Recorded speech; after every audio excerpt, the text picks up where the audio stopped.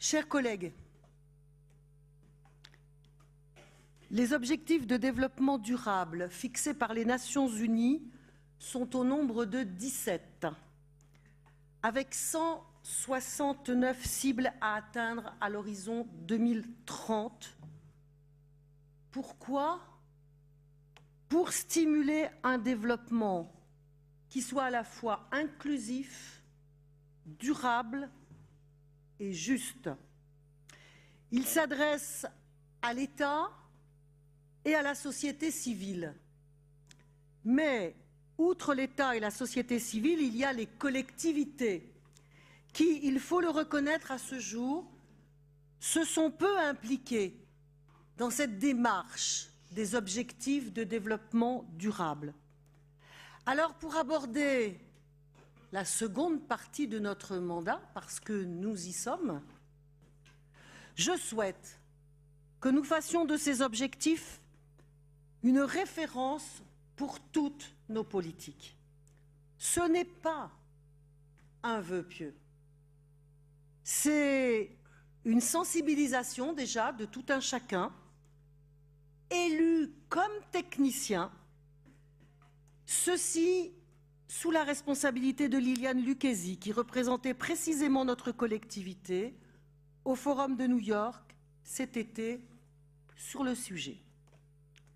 C'est aussi une évaluation extra-financière qui sortira de la seule logique comptable et financière, une évaluation donc extra-financière que j'avais d'ailleurs initiée en Franche-Comté. Ces 17 objectifs sont forcément plus ou moins adaptés à nos politiques publiques. Parmi eux, un m'est particulièrement cher et fera l'objet d'une intervention tout à l'heure de Laetitia Martinez, au nom de l'égalité femmes-hommes. Objectif européen et national, ce regard sur notre société et ses équilibres doit en effet nous interpeller. Mais, sur les 17 objectifs, je note que 7 d'entre eux renvoient à un sujet qui nous est d'actualité immédiate, d'actualité urgente, et sur lequel je voudrais démarrer mon propos liminaire, celui de la sécheresse agricole. Les 7 objectifs de développement durable qui sont en lien avec ce sujet se nomment en effet accès à l'eau, lutte contre la pauvreté, accès à des emplois décents, consommation et production responsables, lutte contre le changement climatique, protection de la biodiversité. Et le dernier, le plus fondamental pour ce qui concerne notre sujet, c'est la capacité à construire des partenariats pour la réalisation des objectifs. C'est ce partenariat solidaire en direction de nos éleveurs que j'ai souhaité construire dès la fin de cet été, quand les effets de la sécheresse ont commencé à se révéler de façon dramatique. J'ai voulu que notre territoire, de la Saône-et-Loire à la Haute-Saône, du Doubs au Jura, de la Côte d'Or à la Nièvre, de l'Yonne au territoire de Belfort, parle d'une même voix et adresse un message aux agriculteurs d'autant plus solide qu'il était coordonné. Et nous sommes au rendez-vous. Le dossier qui vous sera présenté par Sophie Fonkerny présente les règlements d'intervention qui permettent de toucher de façon équitable, en fonction de l'importance des dégâts subis, les exploitations de toute la région, en accord total avec chacun des départements et avec la profession agricole, en respect absolu des réglementations imposées par la loi NOTRe et par la législation européenne. Diagnostic partagé, intervention partagée, plan d'action solidaire que méritent nos éleveurs, auxquels je veux ajouter un message. Par-delà les situations de crise qu'ils traversent, crise économique, crise climatique, crise environnementale, crise sur les marchés, crise structurelle, je sais que l'abattement moral les guette suite à la répétition des mises en cause de leurs pratiques culturelles et animales. Il faut arrêter le bashing qui sévit en direction des agriculteurs, montré du doigt par des esprits de plus en plus intolérants. C'est grave, c'est extrêmement grave. C'est la première fois que le lien historique qui unissait l'agriculture au pays depuis l'aube de notre civilisation se délite. Il faut que la raison l'emporte. Alors, quand on parle de la sécheresse, on parle immédiatement, immanquablement, au-delà de l'urgence qui nous a mobilisés, on parle et on doit parler de l'après, du moyen et du long terme, qui passe par l'anticipation des changements climatiques, car la transition écologique s'impose à nous tous. Transition écologique, transition énergétique, ces transitions constituent les piliers du futur SRADET, qui est en cours de discussion grâce à l'implication d'Éric Coulet dans les territoires. Transition, ça signifie progressivité.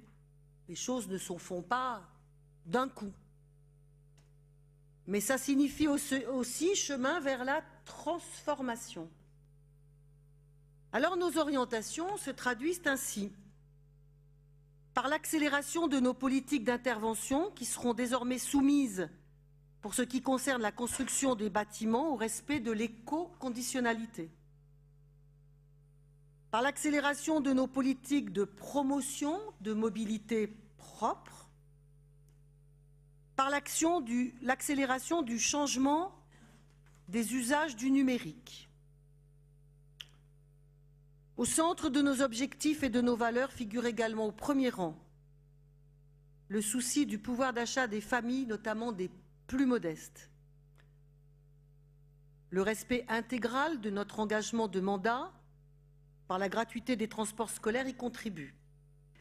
Cette disposition concrète, à la rentrée de septembre 2019, bénéficiera aux familles de la Nièvre et de l'Yonne et confirmera le modèle propre à la Bourgogne-Franche-Comté pour toutes les autres familles dans les secteurs où nous exerçons notre compétence. Le renforcement de la tarification sociale pour abaisser les coûts des internats et des cantines pour les familles les plus précaires est également un marqueur de notre action en faveur de l'accès à un parcours éducatif adapté pour chacun.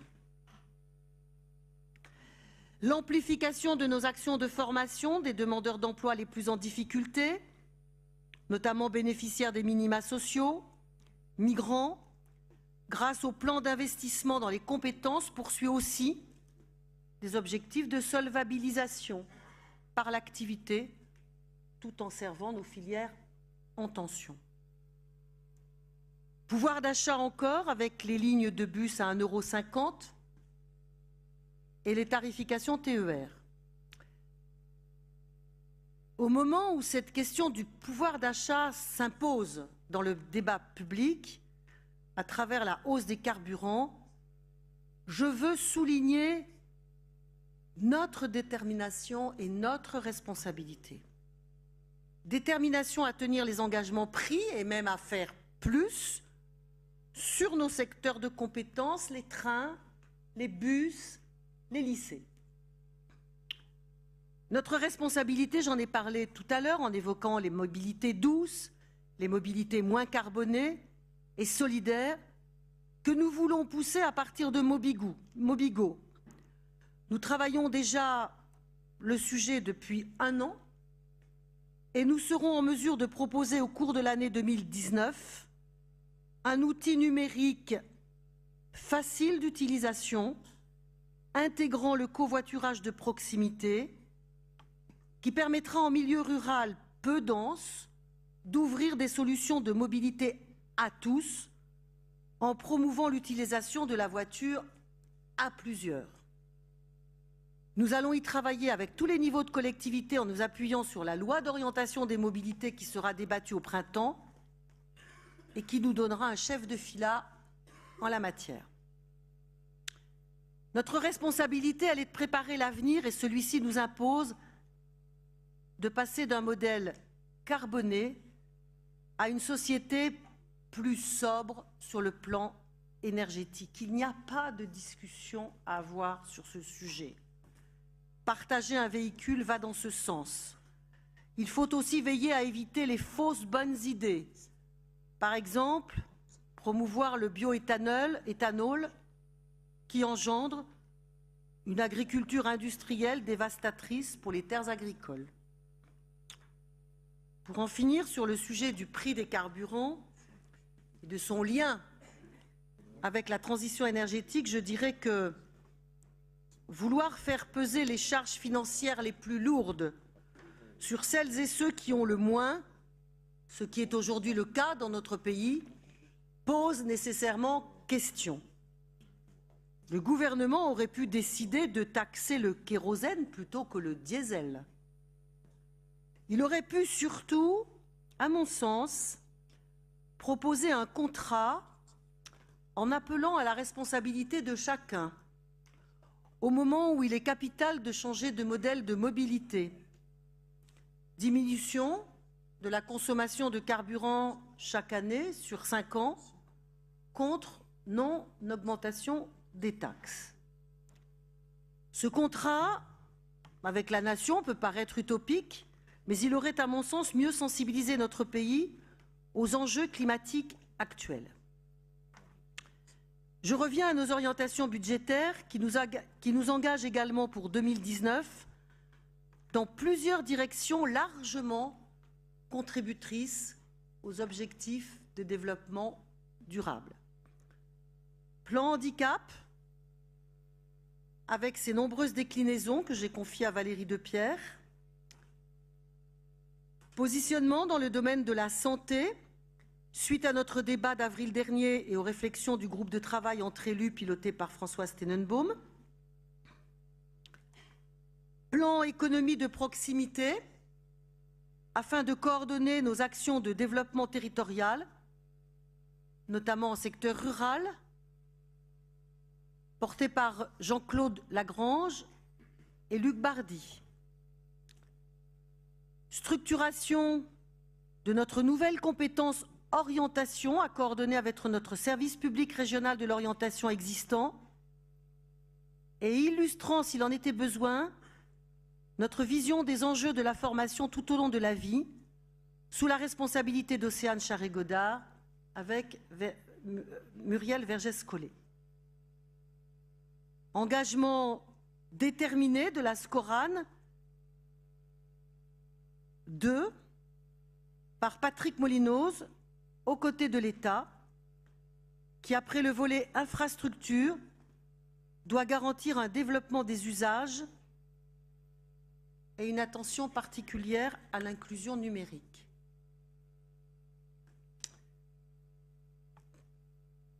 Pour résumer, contribution aux transitions fondamentales de notre société, contribution au maintien du pouvoir d'achat des plus modestes, contribution à l'équilibre entre les territoires, contribution à la préparation de l'avenir sont les déterminants de notre projet. Et cela se traduira par une hausse très significative de nos investissements. Avec 490 millions en 2019, ces investissements démontrent la fiabilité de nos prévisions, tant critiquées jusqu'alors. Cette trajectoire budgétaire est vertueuse.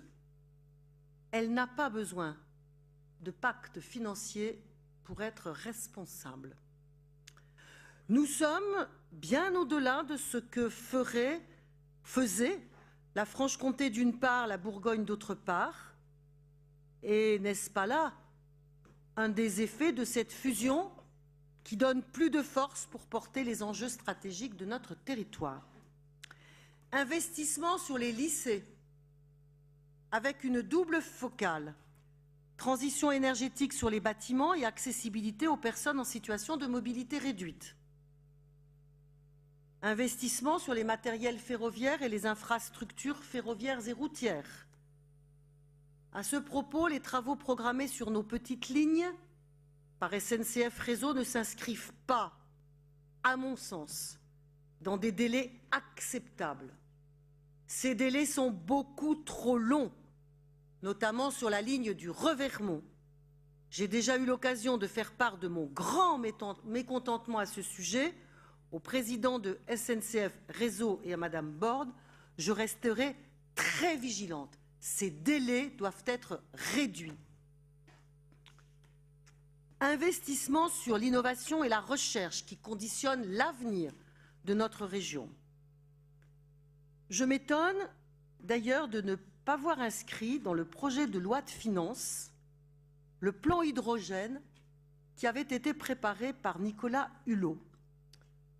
Nous avons engagé des projets d'envergure dans cette région, avec l'UTBM, le Nord-Franche-Comté, le Pays d'Aulois et l'Auxerrois, sur la base d'une stratégie de déploiement d'hydrogène à la fois coproduit et produit à partir de ressources renouvelables. Par ailleurs, des collectivités, des industriels, des entreprises de logistique se sont engagés avec l'acquisition de plus d'une centaine de bus, d'une cinquantaine de poids lourds, dont des bennes à ordures ménagères, sans compter la mise en place de stations d'envergure permettant à terme la production d'un hydrogène vert compétitif. L'État, à la veille de l'annonce de la PPE, ne peut pas être absent et la Bourgogne-Franche-Comté peut être le laboratoire national en la matière. Investissement enfin auprès de tous nos territoires à travers nos contrats, Cap Territoire et métropolitains. Je voudrais que nous parvenions sur nos territoires ruraux à accentuer des interventions différenciées en lien avec les départements, car il me semble que l'avenir de notre ruralité passe par une prise en compte encore plus grande de ses spécificités. Et ce sujet de la différenciation m'amène naturellement au dialogue État-collectivité, puisque ce sujet de la différenciation, comme du droit à l'expérimentation, fait partie des sujets en débat en ce moment. L'État ne peut pas avoir le même regard sur l'ouest de la France, où la croissance est au rendez-vous, et sur l'est de la France, qui se débat avec les suites des restructurations industrielles. De surcroît, notre région a une spécificité bien particulière, sa densité démographique, avec 59 habitants au kilomètre carré, est la plus faible de France, après la Corse. Après une période de crispation très forte qui a amené Région de France à organiser à Marseille la rencontre des territoires unis autour des élus municipaux, départementaux et régionaux, avec les grandes associations d'élus, AMF, ADF et Région de France, pour alerter le gouvernement sur la nécessité de renouer le fil d'un dialogue adapté à notre organisation décentralisée et de rompre avec une recentralisation rampante, nous assistons ces derniers jours à une volonté d'amélioration, tant à Matignon que de la part des ministres, Madame Gourault et Monsieur Lecornu. Mais notre vigilance est entière. Je ne veux pas revenir sur tout ce qui a contribué à brouiller ce dialogue, de la suppression de la compétence apprentissage à la non-tenue des engagements fiscaux. Mais quand je vois la façon dont a été annoncé le plan de restructuration de l'AFPA, sans nous, de la part du seul État, alors que nous sommes la cheville ouvrière indispensable et en première ligne pour un accompagnement de cet organisme, partenaire de tout temps sur les volets de la formation professionnelle et de la promotion sociale, je suis perplexe et inquiète. Je comprends les inquiétudes à la fois des agents de l'AFPA, à la suite de ces annonces et des territoires directement concernés. Nevers, en premier lieu, dont on nous annonce la fermeture du centre, le Creusot-Monceau, Dijon, Chenauve et Grand Charmont par ailleurs. Dès les annonces de l'État, j'ai sollicité une rencontre avec le président national de l'AFPA et la directrice nationale. Je les verrai la semaine prochaine afin que nous travaillions ensemble à l'élaboration de solutions qui ne mettent pas à mal les compétences de cet organisme de formation qui a toujours été un partenaire fort de nos politiques publiques, mais a pâti de son statut national. Par ailleurs, dans le cadre du PIC, nous tenons à renforcer ce partenariat afin que ce soutien permette une sortie de crise pour l'AFPA en Bourgogne-Franche-Comté. Je sais, Océane Charret-Godard, très vigilante à ce sujet. Nous ferons tout pour que l'avenir de l'AFPA en Bourgogne-Franche-Comté soit assuré et avec lui, la possibilité d'une offre de formation diversifiée et de qualité. Parlant de formation, je voudrais dire mon inquiétude face aux annonces de baisse d'effectifs dans les lycées, aux annonces nationales. Je crains que notre région ne soit particulièrement touchée, ce qui ne manquerait pas de mettre à mal notre carte des formations dans les lycées professionnels. Et à l'heure où la question des compétences au service du développement économique est un enjeu crucial, diminuer les propositions de formation dans ces domaines serait tout simplement une hérésie.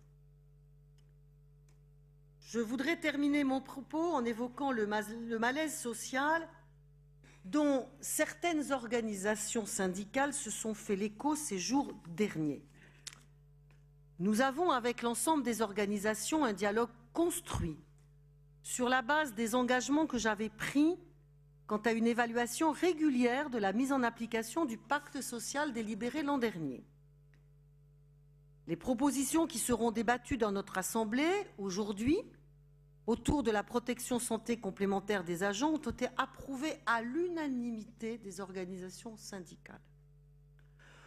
Nous délibérerons par ailleurs lors de l'Assemblée plénière de décembre sur des compléments relatifs à la fois au régime indemnitaire des agents du siège, à la question des heures écrêtées et à l'encadrement des agents des lycées. Mais le sujet mis en avant par les trois organisations syndicales est celui du temps de travail annuel dans les lycées, dont ils n'acceptent pas la revalorisation à 1607 heures conformément à la loi. Je note que les organisations syndicales majoritaires ne sont pas sur cette position et j'ajoute que chacun sait très bien que le régime indemnitaire des agents des lycées n'est pas entré à ce jour en vigueur, faute du décret d'application de l'État. J'en appelle donc au dialogue et à la responsabilité. Chers collègues, 4 mots pour résumer tout ce qui va nous animer aujourd'hui. Les engagements tenus, la conformité à notre projet de mandat est pour nous un repère solide. Accélération pour être au rendez-vous des révolutions écologiques et numériques. Vigilance sans faille au service de tous nos territoires industriels et ruraux, et attention aux habitants les plus exposés, fragiles et démunis. Autant de sujets dont nous allons débattre tout au long de cette journée. Je vous remercie et je donne la parole à Madame Coin, qui représente Monsieur Sauvadet.